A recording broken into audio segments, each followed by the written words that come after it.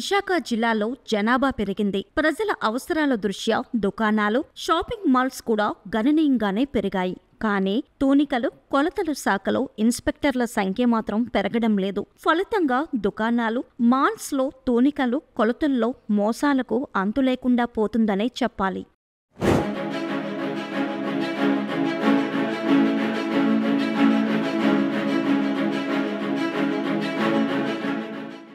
రాష్ట్రంలో 2006 నుంచి ఇన్స్పెక్టర్ పోస్టులో భర్తీ కావడం లేదు. విశాఖలో ఒకరు, గాజువాకలో ఒకరు వంతున 2 ఇన్స్పెక్టర్లు మాత్రమే ఉన్నారు. పైగా వీరికి ప్రభుత్వ వాహనాలు కూడా లేవు. ఈ కారణంగా దాడులు అరకొరగానే సాగుతున్నాయి అంటే అతిశయోక్తి కాదు. పెట్రోల్ బంకులు, బంగారం దుకాణాలు, పెద్ద పెద్ద షాపింగ్ మాల్స్ లో తూనికలు, కొలతల్లో మోసాలు చేస్తున్నా పట్టించుకునే నాదుడే కరువయ్యాడు. ఇక కిరాణా దుకాణాలు, చికెన్, మటన్, చేపల దుకాణాలలో కూడా మోసాలు జరుగుతున్నాయని వినియోగదారులు వాపోతున్నారు.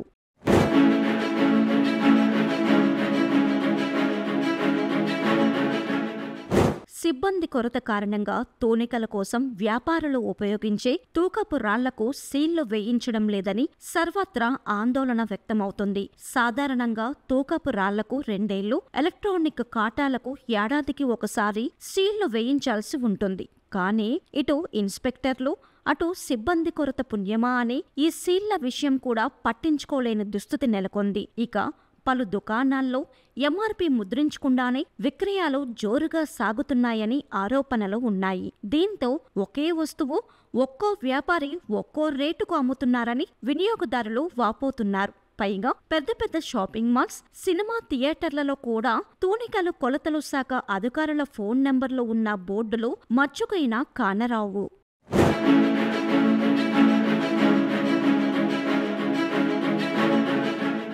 గత ఆర్థిక సంవత్సరంలో ఈ శాఖకు 3.85 కోట్ల మేరకు ఆదాయం వచ్చింది. మొత్తం 1418 కేసులు నమోదు చేయగా ముద్రణ రుసుము కింద 2.74 కోట్లు, అపరాధ రుసుము కింద 1.11 కోట్లు వసూలు చేశారు. ప్రజలు తూనికలు, కొలతల్లో తేడాలు ఉంటే వ్యాపారులను ప్రశ్నించాలి. అలాగే ఫిర్యాదుల కోసం 089127995551 నెంబర్కి సంప్రదించాలని అధికారులు విజ్ఞప్తి చేస్తున్నారు. ఉన్న సిబ్బందితోనే విస్తృతంగా దాడులు చేస్తున్నామని వారు పేర్కొన్నారు.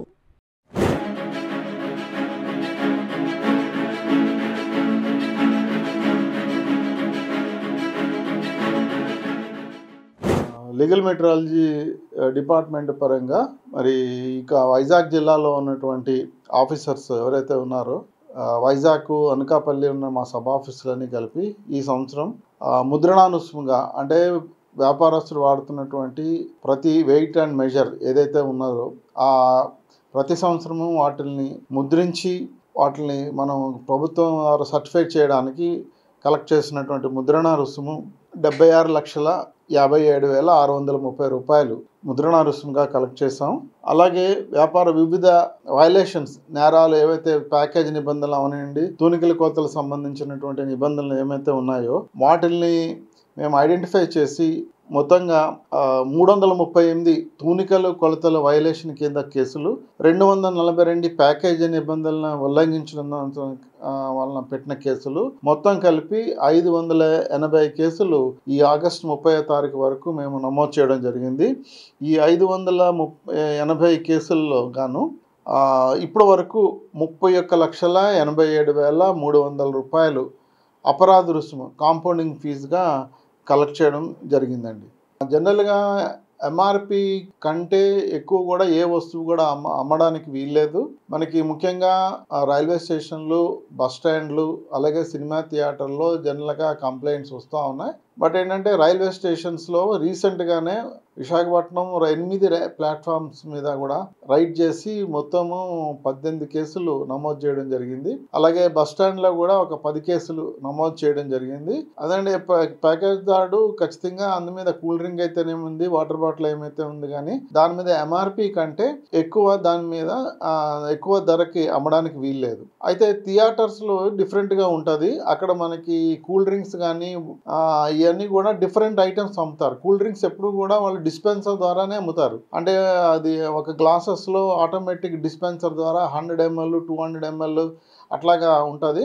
దాన్ని మనం నియంత్రించడానికి చట్టపరంగా ఏమీ లేదు. ఖచ్చితంగా ఏంటంటే వాళ్ళు ఆ 100 ml రేట్ ఎంత తీసుకుంటున్నారు అనేది డిస్ప్లే చేయాలా, 200 ml ఎంత ఛార్జ్ చేస్తుందనేది డిస్ప్లే చేయాలా. ఒకవేళ చిన్నది పెద్దది మీడియము స్మాల్ బిగ్ అనేటువంటి వాటి ద్వారా అమ్మడానికి వీల్లేదు. ఒకవేళ వాళ్ళు వాళ్ళ యొక్క సులభపరంగా దాన్ని పెట్టుకున్నా సరే దాని క్వాంటిటీ అయితే మెన్షన్ చేయాల్సి ఉంటుందన్నమాట.